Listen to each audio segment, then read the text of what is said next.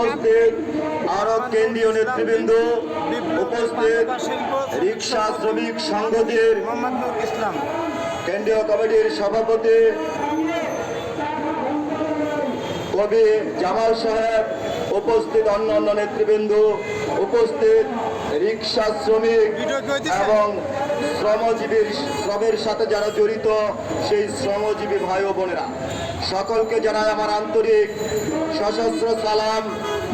আজকে রিক্সা শ্রমিকদের পক্ষে কথা বলার জন্য, রিক্সা শ্রমিকদের দাবি দাওয়া আদায়ের জন্য আমরা এখানে সমবেত হয়েছি। আপনারা জানেন, গত কয়েকদিন আগে বাংলাদেশের সড়ক ও সেতুমন্ত্রী ওবায়দুল কাদের সাহেব একটি ঘোষণা দিয়েছিলেন। সেই ঘোষণাটি হলো সড়কে মোটর চালিত রিক্সা চলতে পারবে না বা ইঞ্জিন চালিত রিক্সা চলতে পারবে না। এই ঘোষণার পরিপ্রেক্ষিতে রিক্সা বন্ধ হয়ে যায় এবং তাদের রুটি রুজি বন্ধ হয়ে যাওয়ার কারণে সমস্ত রিক্সা শ্রমিকরা বিভিন্ন জায়গায় ক্ষোভে ফেটে তারা রাজপথে নেমে আসে। নেমে আসার পরে তখনই সরকার পরিস্থিতি দেখে মাননীয় প্রধানমন্ত্রী শেখ হাসিনা চিন্তা করেছেন, এই রিক্সা শ্রমিকরা এদেশেরই নাগরিক, এদেশেরই জনগণ, এদেশেরই ভোটার। এইটা বিবেচনা করে রিক্সা শ্রমিকরা যেন নির্ভীকভাবে রিক্সা রোডে চালাতে পারে, তাদের জন্য কোনো বিঘ্ন না ঘটে, এই চিন্তা করে তাদের ওই চিন্তা থেকে, নিষেধাজ্ঞার চিন্তা থেকে তারা সরে এসছে।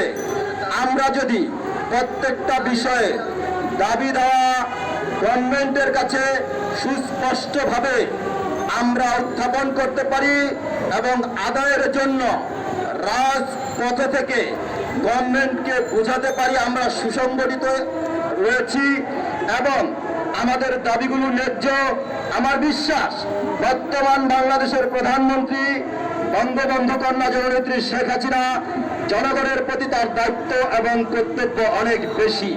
তিনি অবশ্যই আমাদের দাবিগুলো পালন করবেন। বিগত বক্তারা একটি কথা বলেছেন, যেই কথাটির পূর্ণ আবৃত্তি আমি করতে চাই না, তারপরেও যে একটি কথা বলতে হয়, যারা রিক্সা শ্রমিক তারাও মানুষ। এদেশের যারা আমলা, সচিব, মন্ত্রী, প্রধানমন্ত্রী, সর্বস্তরের লোকই এদেশের ভোটার, এদেশের নাগরিক, এদেশের মানুষ। আপনারা সকলকে যদি সম্মান দিয়ে চলেন, তাহলেই আমাদের সুন্দর বাংলাদেশ, স্মার্ট বাংলাদেশ গড়া সম্ভব।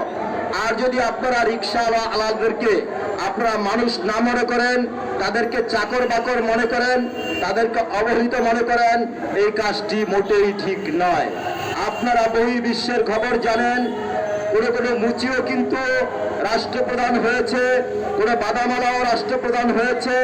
আপনারা জানেন, একজন কাজের জিয়ের ছিল বর্তমানে রাষ্ট্রের প্রধানমন্ত্রী। এটা আমি নিন্দা করছি না, এটা কোনো অবজ্ঞার বিষয় নয়। তার কারণ হলো রিক্সা শ্রমিকদের সন্তানরা ভবিষ্যতে যে রাষ্ট্র পরিচালনা করবে না, আল্লাহ তাদেরকে মেধা শক্তি দিবে না, এই গ্যারান্টি কেউ দিতে পারেন না।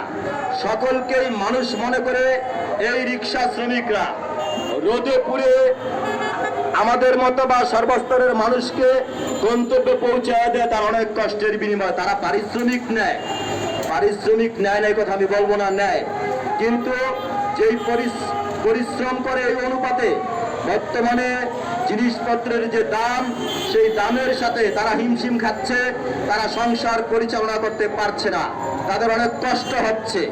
মাননীয় প্রধানমন্ত্রীকে বলবো, মাননীয় প্রধানমন্ত্রী, আপনি সর্বস্তরের শ্রমিকদের জন্য রেশন ব্যবস্থা, নিম্ন আয়ের মানুষের জন্য রেশন ব্যবস্থা চালু করুন এবং কিভাবে তারা শান্তিতে থাকতে পারবে এ ধরনের সুনির্দিষ্ট প্যাকেজ ঘোষণা আপনি দয়া করে করবেন।